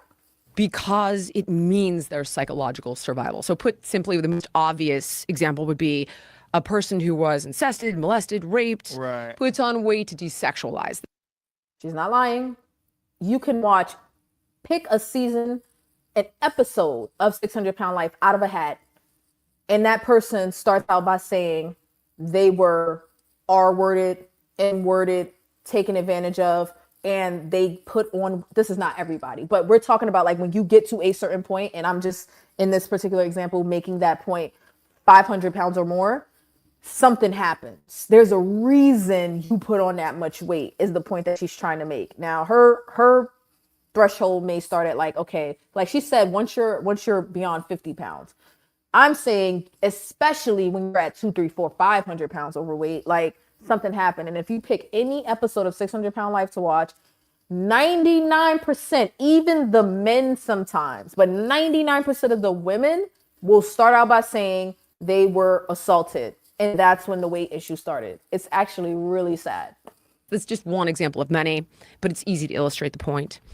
So whatever this thing is providing them is the part that's so hard to let go of. Yeah. Because unconsciously it's terrifying. And you got to first show them this is why we need to change. And then you got to give them that path towards change, and you got to make it harder. You got to make them feel the pain. It could be physically, it could be psychologically, but it doesn't have to be shameful, of the way they've been living, so that the work and the sacrifice associated with change is less painful than continuing the negative and destructive habits. You don't have to. You know what? I'm not gonna lie. I thought I was gonna have beef with Jillian about this clip. I hadn't watched it. I thought we were gonna have beef. I thought I was gonna have to take her down a peg. But I agree. I've only ever made changes to my lifestyle habits when it became too painful to continue on the way that I was, like to continue on that track. Like I remember I went to Mexico for my 28th birthday. No, it wasn't my birthday, but it was after my birthday. And I was close to my highest weight. None of my, I went shopping for the trip, and y'all, embarrassing much, I was sizing out of Shein. And I'm talking about the plus size section. I was sizing out. I couldn't find any swimwear. I was purchasing 3 and 4X swimwear, and they only had like 6 options, and they weren't that cute. You know? Like I went from like a XL 1X in swimwear to like a 3, 4X, and there was only a couple of options. I was sizing out of the plus size section. So it's like, that's me. I like to dress. I like to look good, especially going on vacation. That was painful for me. And then when I got there, I went to a very walkable city that I had been to plenty of times, and I couldn't do the walking. My feet hurt. I was tired. Like I was out of breath. 240 pounds, lugging around 240 pounds up and down the strip in Mexico. That sounded weird, but you know what I mean? Like it was like, you know, the excursions, and I was tired all the time. It was rough. Again, okay, I'm not going to get into the personal, the other stuff that I mentioned before, the one that I said we would talk about at a different time, but certain parts of my life started to suffer. And even if you're in a romantic relationship, your partner may never say anything about your weight because they just don't care like that, or because they really didn't notice it, or because they don't want to hurt your feelings, or because it's really not that big of a deal. They love you anyway, whatever it is. They really may not say nothing, but how it's making you feel will definitely impact your relationship. And that can be painful too. So I definitely understand what she means by reaching this pain point where it's just like, I can't take this shit no more. Like everything hurts. My fucking joints hurt. Everything hurts. I can't take it no more. I cannot participate in the activities that I want to participate in. Can't take it. I completely understand that. Some people, again, on 600 Pound Life, they're on the verge of losing their relationships because they cannot participate equally in the relationship, right? The relationship is very one-sided where one person is being the caretaker. So they're on the verge of losing their marriage or partner or whatever. They can't participate in like the first day of school for their kids because they're too overweight. So it can be as simple as like not being able to walk around for a couple of hours to like not being able to get out of bed to take your kid to kindergarten or be there for their graduation. It has to be painful in order for you to want to change. Shame. I know what the message seems like it is, but it really isn't. Well, the whole term fat shaming is pretty recent, right? Yes, very. Let's get right back to when I was you asked me what I lost. Intuitive eating is a fascinating phrase.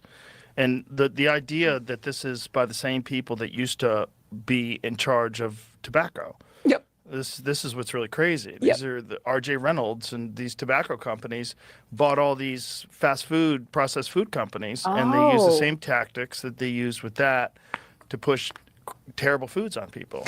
Well, they literally. Did I know that? Okay, I don't know if I knew that the tobacco companies bought the food companies, but I definitely knew that the same tactics were used. Definitely. I definitely read about that, but I didn't know they were the same essentially owners. That's crazy because Big Tobacco did some nasty stuff. Like they were marketing to children. They straight up lied. They knew that cigarettes or tobacco was causing cancer and they buried the research. Like Big Tobacco got smacked on the back of the hand, and that's why we can't smoke in airports now. We can't do this and we can't do that. And they just keep raising the price of cigarettes, hoping that people will stop buying them, and they won't because they're addicted. Just like I won't stop eating Sour Patch Kids. Okay? Like, so it makes sense that these are the same goddamn people. Did you know? Fun fact, you know what really made cigarettes? I am so New York. Do you know what made tobacco extremely addictive? It wasn't just the nicotine. Can anybody guess? They were soaking the tobacco in sugar. I don't know if that's still a thing, especially R.J. Reynolds. I think they invented that. Don't quote me. But one of the big ones in the beginning, they invented that, the soaking of the tobacco in sugar to give you to make it more addictive. Oh man, I have to go to my book. The next time we talk about this, I'll have my notes because I read about it in the book. I forget the name of the book. I'm terrible at this. I wasn't planning to bring it up, but I'll find it and I'll put it in the comments in case somebody wants to read it. We have a team. I said that to say the connection between big tobacco and big sugar is disgusting. Terrible. It's horrific. The shit that they got away with. The difference is big tobacco did get smacked on the back of the hand and cancer rates dropped. Big sugar hasn't been smacked up yet. Big pharma hasn't been smacked up yet. Big food hasn't been smacked up yet. And everybody's in cahoots. So, team of multidisciplinary scientists that work around the clock to figure out how to get people to not eat just one. And then put it in. That's Salt, Sugar, Fat that she's talking about. I think that's the name of that book, Salt, Sugar, Fat, if I'm not mistaken, about how, or maybe it's the Dorito effect, one of those books about how foods are chemically manufactured to be more addictive, purposefully, right? You can't just eat one isn't just a slogan. That's literal. That's reality. Like, that's on purpose. In a commercial, it's like literally in broad daylight. Look what we're doing to people. Bet you can't eat just one. Yeah. You know, but what they're doing is they are exploiting somebody's psychology and they're hijacking their biology with this food without question.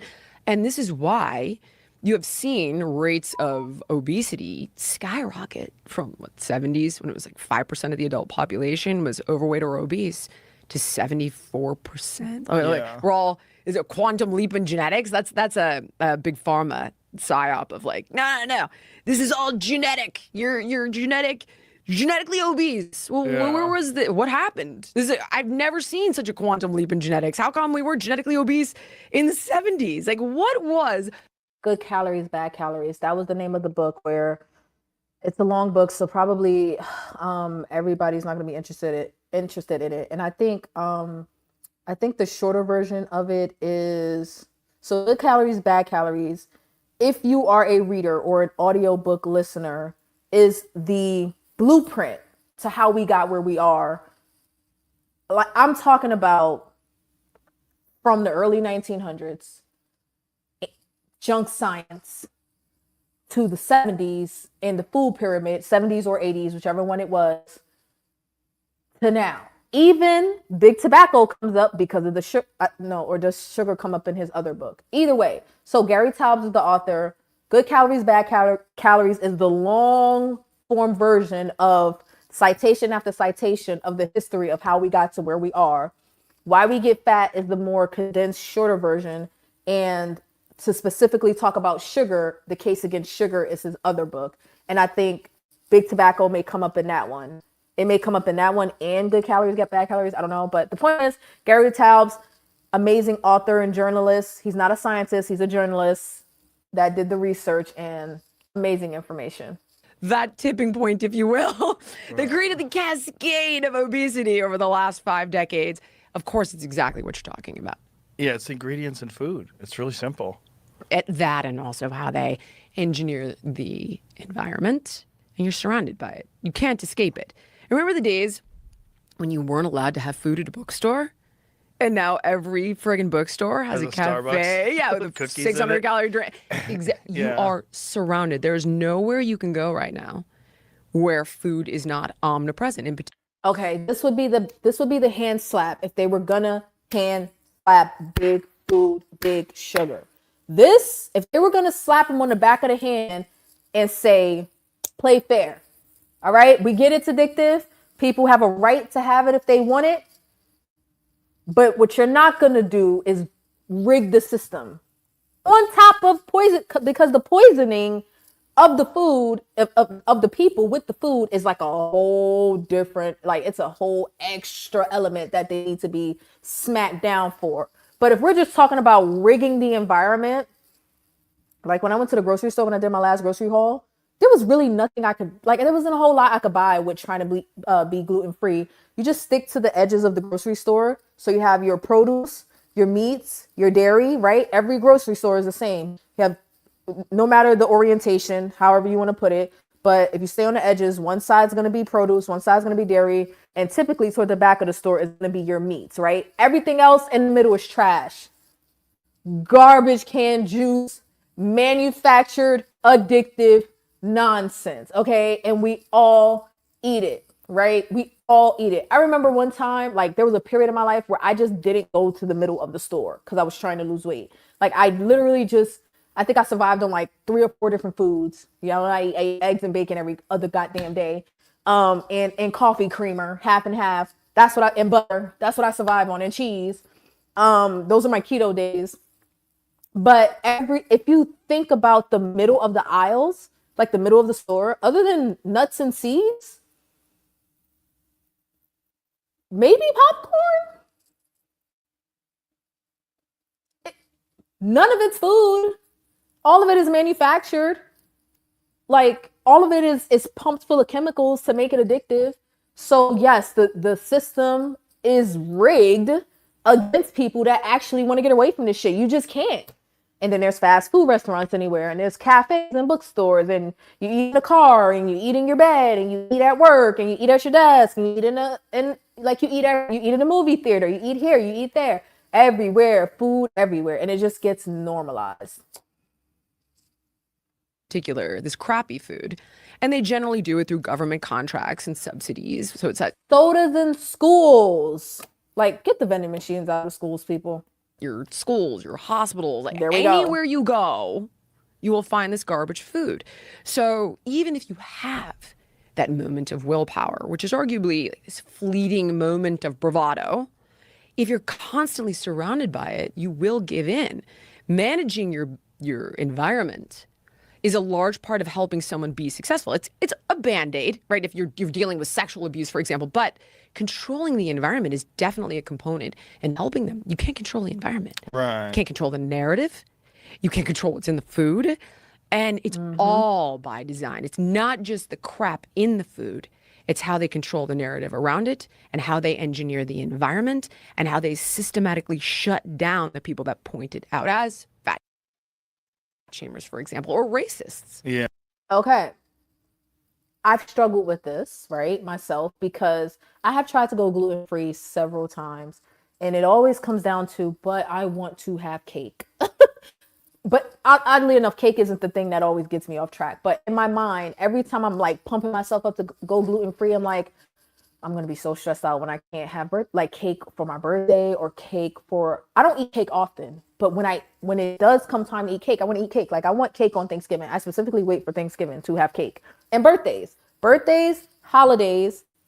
The holidays where you would typically have cake, like Thanksgiving. I don't really know of any others. Maybe like you'll have cupcakes on Halloween or something like that at the office. But it's like I don't like. It's a real issue for me psychologically, even though practically it never comes up as a problem. Psychologically, I'm just like, I don't want to miss out. I don't want to be able to like, when Thanksgiving comes around and somebody makes cake, I want a piece. When it's my birthday, I want cake. I want cake. I want cake. Like, it feels like I'm programmed to want cake at very specific times of the year. So it's just like no point in even trying.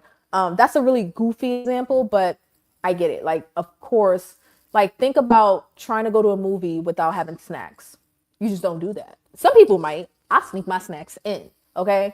But I'm just saying, like, think about it like, oh, you're just gonna go to the movies and you're not gonna eat nothing. Like, no candy, no popcorn, no chips, no nothing. You're not gonna have a drink either. You're just gonna have some water. Who wants to do that? You know what I mean? Like, nobody wants to do that. Yeah. It's another big one. Yeah, it's a big one. Or transphobes or... Yeah. Okay. So you get called out for pointing out the issues. You get called racist. I'm not really sure why you would get called racist. Is it because like the obesity numbers in the like, let's say Black and Latino communities are really, really out of control, but it is across America in general. So if you point that out, you're racist. I don't think you're racist if you point that out. I can see why people would say that because everything's racist, but to people, but it's odd that he brought up the trans thing and we were just watching a video where the person was like, I mean, I'm trans, I'm non-binary, and it's like, but I thought this video was about fatphobia. Why are we bringing up your gender identity? I don't like that. Like, it's odd that it's ironic that he brought that up when we just watched that video. Fill in the blank. But it's fascinating to me that hospitals fall into this. A friend of mine was visiting his friend who has prostate cancer, and this guy is in the hospital being treated for cancer, and then he went to look at what they're feeding him in the hospital, and they were feeding him applesauce, which is just loaded with high fructose corn syrup, apple juice or orange juice, which is not even juice, it's concentrate, it's all bullshit. Yep. And then some kind of a fucking sandwich, which is made out of this processed wheat bread. Yeah, it's stable. It probably has in that meal alone 100+ chemicals. I think I'm being conservative. Yeah, at a hospital. It has to do with government contracts, though. Yeah, but it's so crazy that hospitals, their diets in hospitals are co-opted. I can't even. My kids, who I know will be watching this, so I love you guys. It's okay, but they stopped packing their lunches, and I was like, guys, why are we not packing our lunches anymore? And I would watch all the crap that I would buy go bad in the pantry. And my son ratted my daughter out. And he's like, she's eating breakfast at school. And I was like, what are you talking about? He's like, the sugar cereal, who's having that at school? And I was like, what? Oh my gosh, that's so cute. Not the brother snitching on his sister like, Mom, she's eating sugar. Like, we're not supposed to be doing that. I know it has to be an uphill battle, like having kids, man. It's one of the, just like I freak out about being obese and being pregnant, I freak out about like, man, what am I going to do once they're here? Like you can't, I don't want to get into it, but you can't trust anything. Like, people with kids, fill me in. Like, how do y'all do it? How do you do it? Like, everything is a trap. What are you talking about? Even my kids who know better, it's But isn't that a rebellion against mom though? Which kids definitely do. Like my youngest daughter, she jokes around about, she's like, ooh, seed oils, I love seed oils. She'll have salad dressing with seed oil and she like mocks me. I'm like, okay, you eat whatever you want, but just know what it is. I honestly think the kids know what it is, and I try to give them enough freedom now at these ages, 13 and 15, to make some of their own decisions. So not everything is a pushback, but I truly think there is an addictive component. Oh, for sure. And she just, it's like, I'm so good at home. And I don't mean to associate, not good, but I eat well at home. Let's put it that way. And, just at school. I'm just going to do this at school. And the problem obviously is when she goes off to college, I won't be able to control the environment at home. And I'm like, honey, okay, hold on. There's forgive me. There's a like 20-year-old influencer named Bad Baby, I think. Joe, she I know saw that this. is. Okay, she saw this girl. That's the lady from Dr. Phil. Yes! Catch Me Outside. Catch Me Outside. So she saw this girl. No, Jill. It's not catch me. It's cash me outside. Say it with me now, Jill. It's not catch. Okay? Girl, I think when she was like 9, and has followed Bad Baby. Bad Baby now has cancer. What? I believe so. And For real? According Isn't she to like my 20? daughter, exactly the point, though. That's exactly the point. And so now I can say to my kids, this isn't just mom's generation, which, how come? There's something else to look at. My mom is 76. None of the public. Oh, what the hell? What kind of cancer? I'm about to look it up, because how you just gonna drop that bombshell and not specify? Bad Baby cancer? Cancer. She should have.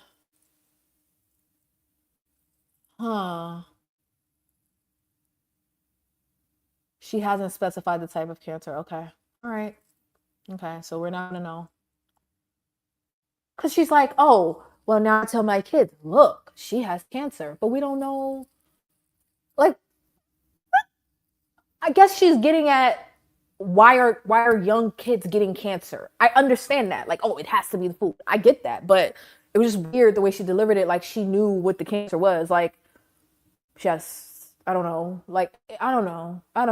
It was figures in her generation got cancer. You didn't see Susan Sarandon or Sigourney Weaver or Meryl Streep. None of them got cancer. But in my generation, it's like Maria Menounos, Christina Applegate, something's going on with Angelina Jolie, Kate Middleton.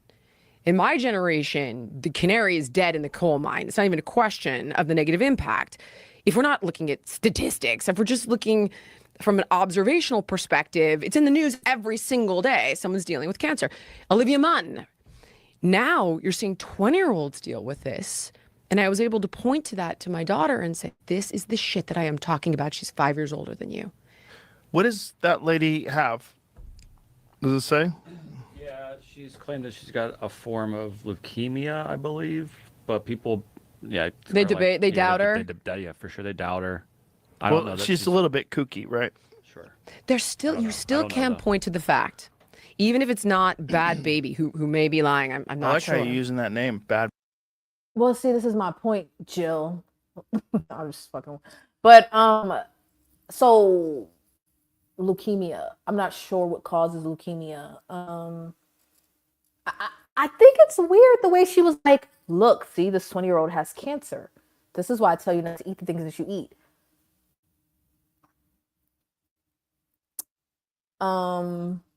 I'm not saying that fast food and junk food and trash food doesn't cause cancer. I'm pretty sure it does. I just think that the way she made the leap was like if somebody wanted to, they could like even Joe had enough sense to be like, what? Look it up. Like, I don't know. That doesn't sound right. Look it up. Oh, she has leukemia. But that didn't really answer anything. It's like, okay, so she has leukemia. The first thing that any non-medical person is going to say is like, okay, so how is leukemia connected to diet? Right? Like, we don't know, but you're making that assumption. So like, why not? If you have information about that, why not? It sounds like she didn't even know what kind of cancer. Never mind. I just feel like that was a little bit of a Bad Baby? What the? I said Bad Bunny the other day, and my kids are like, no, that's the rapper. She says she insisted she'd been cleared for surgery. She has no regrets about her cosmetic tweaks. What does a cosmetic tweak have to do with leukemia? I don't know. I think people are. They're not going to perform plastic surgery on a cancer patient. What? Is she's getting plastic surgery? What is this article about? Look at the chronic myeloid leukemia piece, because that's the part I know about. She breaks silence on claims she lied about having cancer after being slammed for vaping. Oh God, did she lie about it? I was just showing. Jill, you didn't even look it up. You didn't even look it up. Did she lie? Go back up. I don't know. Because I thought she had like a wig. Go My back up, daughter said please. she lost her hair. 21 says currently battling chronic, how do you say that? Myeloid leukemia. Yeah. Criticized for getting cosmetic surgery while battling disease, which is pretty crazy. Is that really true? That's the part that She underwent plastic surgery and challenged rival Alabama Barker to a physical fight, See, that's all right. while battling leukemia. Apparently, Alabama Barker did not show up for that fight because my daughter was very disappointed by that. What they were gonna meet somewhere They're in supposed to actual meet, fight. I think, in Calabasas and throw down. Oh boy, the Calabasas throwdown, That's the right. classic. Of You know, it used course. to be an old West shootout. Okay, like this is a Joe Rogan thing where they just go off into a tangent and whatever. It looks like it's almost done, so let me just let it finish. Now it's a Calabasas throwdown. I'm sure there's a hair between pulling and all kinds of influencers. stuff. But boy. what I can tell you with certainty is that the rate of early onset cancer diagnosis in people 18 to 49 has gone up 79% over the past 2 decades. So if in fact Bad Baby is being untruthful and deceitful, those statistics are real. Okay. She used the cancer example and it was like, did she lie? Like you didn't know before you brought that up? Like you're just saying people got cancer. Okay. Well, I feel like hold on. It's still going in my ear. Okay. I feel like she actually made some good points. You know what? It would be interesting to see some pushback against Jillian, not because I think she's wrong. I'm just curious of what the other side of the argument is.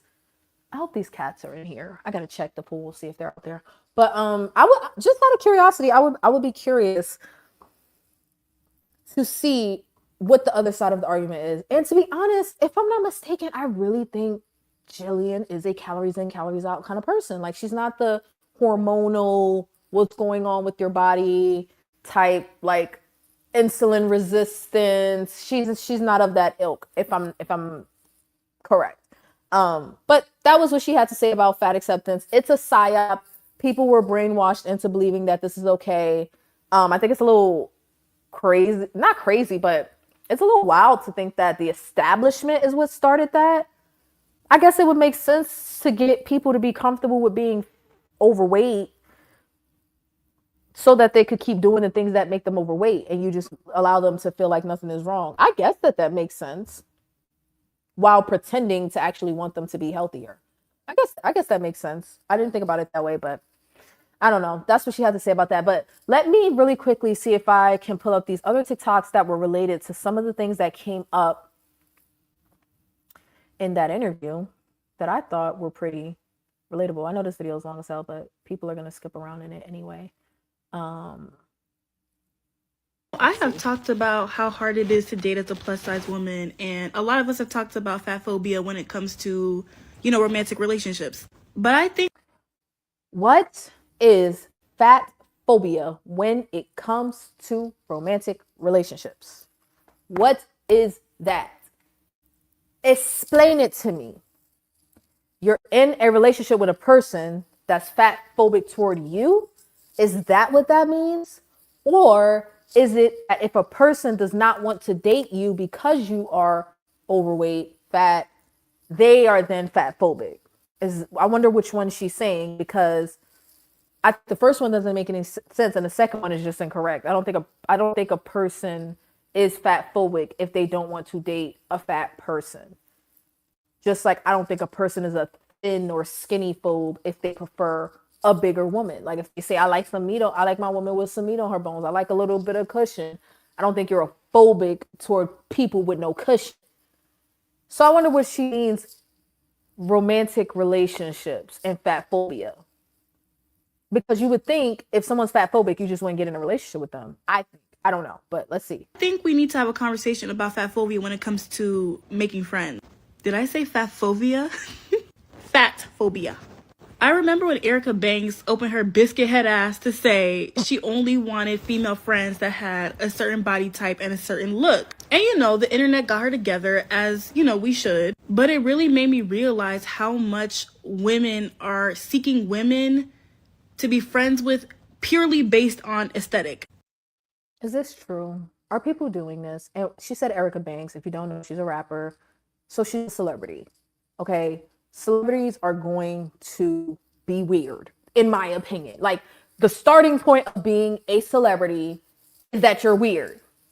And then you have to convince me that you ain't, unless you're Rihanna, because Rihanna is perfect. Okay. She is the pinnacle of perfection. But everybody else, gotta prove they ain't weird. If you are in Hollywood, in the industry, I'm starting off from the assumption that you are weird and you have weird standards, and I'm automatically not gonna fit in because I ain't no weirdo. So I ain't really trying to be your friend like that anyway, is what I'm saying. But it sounds like she got beat with some celebrity wanting a standard of a superficial standard, but a standard nonetheless. She wants a superficial standard of the women that are around her. Like, why is that problematic? I don't understand. And in one sense, I get it, because it's like, you assume that. And then she says she gets it. Okay.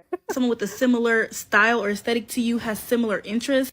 But also, it's a little bit deeper than that, because it hints that you only want to be friends with certain women for the access that they can give you. You want to be friends with a bad bitch because she can get you into X club. That's exactly what it is. Not for regular people. Well, I don't know. But not for average people. I'm going to say average. Not for average people. We don't think like that. But you said Erica Banks. BBL Erica Banks. She looked like she got a BBL. I don't know if she got one. But BBL, rapper, baddie, bad bitch. I'll say ratchet. I don't know. Her music gives a little ratchet. She gives Meg the Stallion-esque, but not quite. Like if you turned up the hood a little bit on Meg, turned up the thought a little bit on Meg, you get Erica Banks, but not quite as necessarily talented. But she could make a bop here and there. Like, she'll make a bop that'll make you want to twerk. That's Erica Banks. Okay, whatever. The female rapper has a certain aesthetic. Other than a few of them, the female rapper has a certain aesthetic, right? On top of that, you're a part of Holly Weird. You're gonna have weird standards. I don't care what nobody says. Like, you're gonna feel a way about things that average people wouldn't feel, I think. Okay. Yes.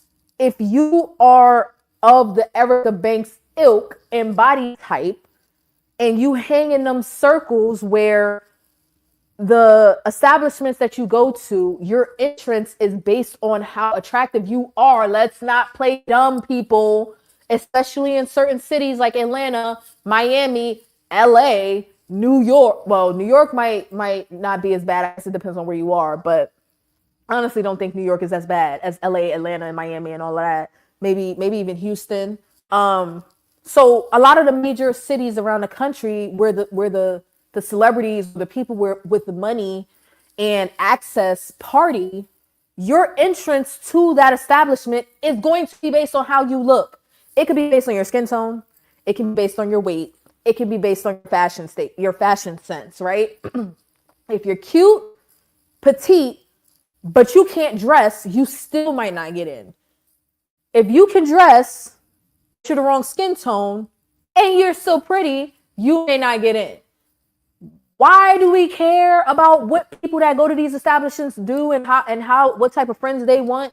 Because we not hanging in them circles anyway, I think. Because if she was hanging in them circles, I don't think she would be complaining about it.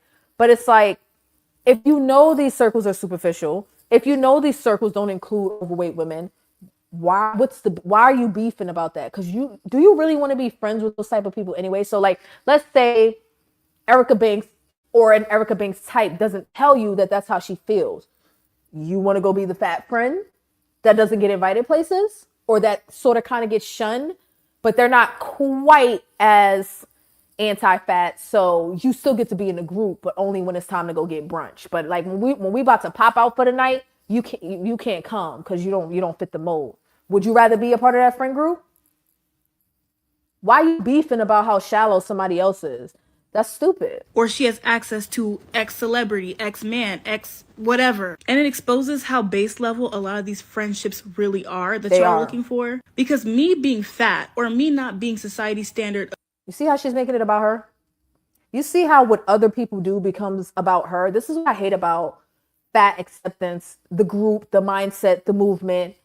Everything that other people don't want to do becomes about you specifically and you personally. I don't feel the way that this girl feels.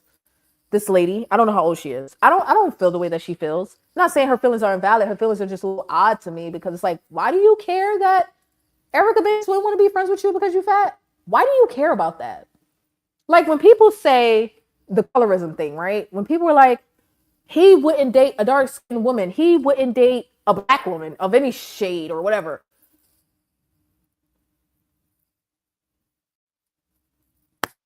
Do you want that person in your like immediate circle, or why do you, if you're a black woman of any shade, why do you care what that person that won't date you is? Okay, so they won't date you.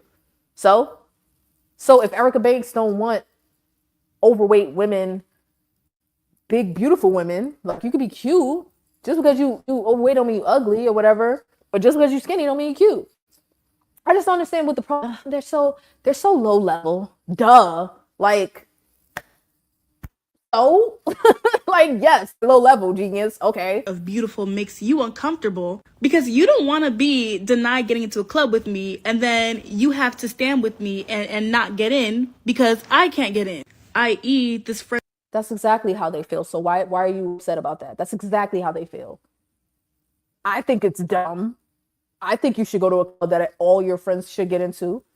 Or you could just be like, I know I'm not about that. I'm going to go to this other club. You know, like I know I'm not about to go to this other club. I know I want to go to this specific club, and this specific club has a certain aesthetic that they let in. So I'm going to be in that group and everybody else is excluded. Is it shallow? Absolutely. Why do we care to hang around shallow people? We shouldn't care about that. Friendship is extremely conditional. You know, I've received the advice as a plus size woman to find other plus size women to hang out with because they truly will understand, you know, what it's like to be a fat girl. Somebody had to tell you that. To be honest, I don't think about stuff like this. I don't think about the weight of my friends. I don't have many friends actually as an adult, but I don't think about the weight of my friends. When I was younger, other people thought more about the weight of my friends and me more than I did. All my friends were skinnier than me. I was always the fat one. But like, what are you gonna do? Like, just be like, well, I'm not gonna be a part of this friend group because everybody's smaller than me. You could do that, but then you're being just as specific. You know what I mean? Like, if she's gonna say, I only want to be with the BBL beat face 24/7 crowd, you can say, I want to be with the big girl crowd. It's the same thing. Girl, and you know, our experience is just different from everybody else's experience, but that comes with another can of worms that I will talk about at another time. So nothing in the friendships I've had with people who are, I guess, standard size or skinny/slim, and not all of them, but I've had a few where the fat phobia is just dripping and seeping out their pores, but they have no idea that they're doing it. And you know, I was just expected to play a supporting role in their life or be the comedic relief. I'm sorry, but as a grown-ass woman, like, nobody is going to make me feel like I'm the ugly friend or I'm a second-class citizen. Like, oh my God. Oh my God. Oh my God. Like, I don't really want to be dismissive of like people's experiences for real. I don't, but sometimes I wonder, like, where are y'all going through this? Like, don't get me wrong. I know what it's like to get backhanded, not compliments, not even backhanded compliments. Like, I know what it's like to be in a friend group and something about your weight comes up, right? Well, when I was younger, as an adult, this doesn't happen to me. So I'm not really sure where these people, but maybe it's because I ain't got enough friends to figure that out. Okay, and I'm fine with that. But I'm not really sure where people are having these experiences where like their friends are just straight up shitting on them. Y'all need to pick better friends. Like, y'all, like, if anybody in the group is insecure about the way that they look and they're taking it out on you, you need to pick some better friends or address it. You could talk it out. You could address it. But her point of view is just a little weird to me of like, oh, I could just go be with people that are more likely like me. But that's a whole other can of worms because they be fat phobic. You are crying essentially about people that are honestly upfront about not wanting you to be in their friend group and you judging them about why they don't want you. But then when somebody gives you the solution to just go be with people that are of your tribe, you're like, yeah, but they be dripping with fat phobia. You just don't know how to pick friends, girl. You don't know how to pick friends, and you need to be working on yourself. You need to be working on yourself and focused on yourself, because maybe the problem ain't everybody else. Maybe the problem is you. The problem ain't your weight. Maybe the problem is you and your attitude and how you view how people should view your weight and view you. Like, ugh, I don't know. I'm tired. It's after midnight here on the East Coast. This video was supposed to be like 30 minutes. It's supposed to be like 30 minutes. And I'm supposed to be streaming in the morning, but now I don't know if I'm going to do it because I'm tired. So I'm going to go figure out where the cats are that I'm supposed to be pet sitting for. And I need to figure out if I'm coming back in the morning. But definitely, if you skipped around in the video, if you watched the whole video, if you only watched 30 seconds of the video and then skip to the end to see what happens, doesn't matter. Hit the like, make sure you subscribe, and definitely hit the notification bell for the channel and for tomorrow's live stream so you can get a notification when I go live. And don't be shy, participate in the comments, leave a comment after the video, and I will see you all in the next one. Bye.